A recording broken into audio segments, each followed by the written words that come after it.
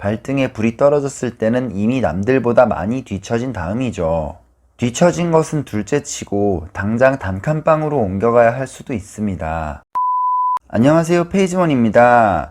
오늘은 착한 임대인, 즉 전세금이나 월세를 올리지 않는 임대인을 만나 오랜 기간 동안 낮은 임대료로 안정적인 거주 환경에 계신 분들, 또는 앞으로 그런 상황이 되실 수도 있는 분들이 나중에 얼마나 안 좋은 상황에 직면할 수 있는지에 대해 실제 사례와 함께 저의 작은 생각을 전달하려고 합니다. 내용에 다소 호불호가 있을 것으로 예상되지만 인생 전반적으로 봤을 때 반드시 염두에 두어야 하는 내용이기 때문에 조심스럽지만 한번 말씀드려 보도록 하겠습니다. 그럼 시청하시기 전에 구독과 좋아요 부탁드리고요. 영상 바로 시작하겠습니다.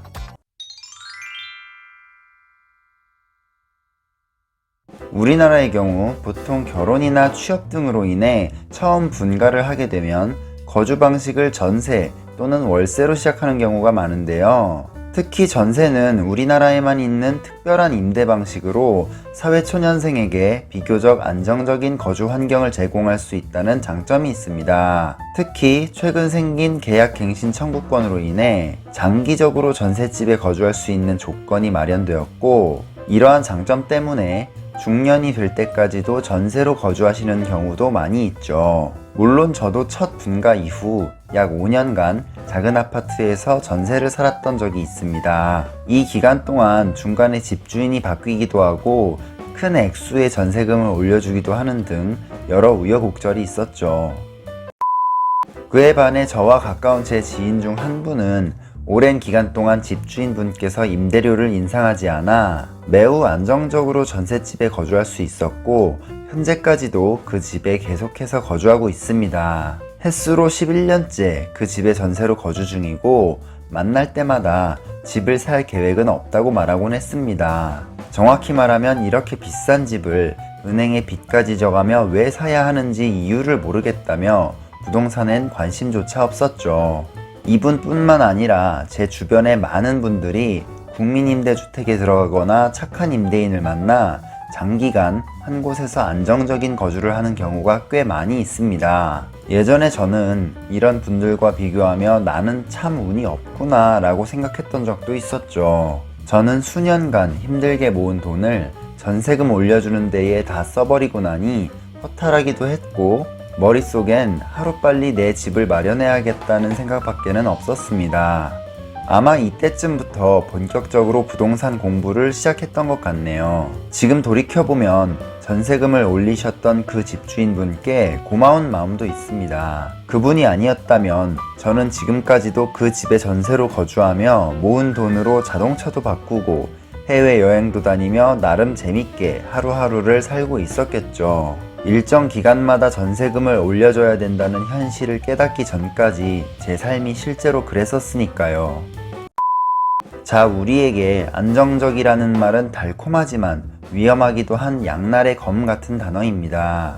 사람이 거주에 안정적이게 되면 삶이 바쁘다 보니 다른 곳에 신경 쓸 여유가 없어지게 되죠. 착한 임대인은 누굴까요? 저렴한 장기 임대주택을 제공하는 LH, 전세금을 올리지 않는 집주인?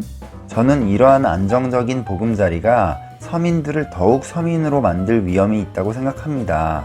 아니, 상대적으로 더욱 가난하게 만들 수도 있다고 생각합니다. 물론 이렇게 좋은 조건에서 낮은 임대료로 거주하며 열심히 부동산에 대해 공부하고 돈을 모아 빠르게 내 집 마련을 하는 경우도 많이 있습니다. 내 집 마련 이후엔 주식이나 부동산 등에 추가적으로 계속해서 투자를 이어가는 경우도 많이 봐왔고, 아주 좋은 케이스라고 할 수 있겠습니다. 하지만 아까 예시로 말씀드린 제 지인 같은 경우도 정말 많습니다. 너무 편안하고 좋은 조건으로 거주하고 있다 보니 아예 부동산에 관심을 갖지 않다가 발등에 불이 떨어졌을 때는 이미 남들보다 많이 뒤처진 다음이죠. 뒤처진 것은 둘째치고 당장 단칸방으로 옮겨가야 할 수도 있습니다. 안타깝게도 그분은 현재 매우 힘들어합니다. 집주인이 바뀌며 시세에 맞게 전세금 2억 원을 올려줘야 하는 상황이 되었죠. 본인이 너무 평온한 삶에 안주했다며 미리 좀 말해주지 왜 이제서야 이런 얘기를 해주냐며 푸념하지만 저는 같은 얘기를 예전에도 했었습니다. 듣는 사람이 잘 새겨듣지 않았을 뿐이죠. 저는 제 주변 사람들이 잘 되기를 바랍니다. 그리고 내 집 마련이나 노후 대비 추가적인 투자에 대해 항상 염두하고 지내셨으면 합니다. 국민임대주택에 들어가게 되거나 착한 임대인을 만나 장기적으로 저렴한 거주 환경에 놓인 경우 우리는 당장의 안락함에 취해 미래를 대비하지 못할 가능성이 있습니다. 그에 반해 꾸준히 임대료를 인상하는 집주인을 만날 경우 또는 큰 임대 수요가 발생한 지역에서 전세 대란이 벌어져 전세금 인상분을 마련하는 데 어려운 경험을 한 경우 그 당시에는 정말 힘들 수 있겠지만 앞으로 세상을 바라보는 시각이 180도 달라질 수 있고 장기적으로 삶에 큰 변화를 가져올 수 있습니다. 자, 오늘 영상 여기까지고요. 영상이 마음에 드셨다면 구독과 좋아요 부탁드립니다. 다음에도 유익한 정보 가지고 돌아오도록 하겠습니다. 감사합니다.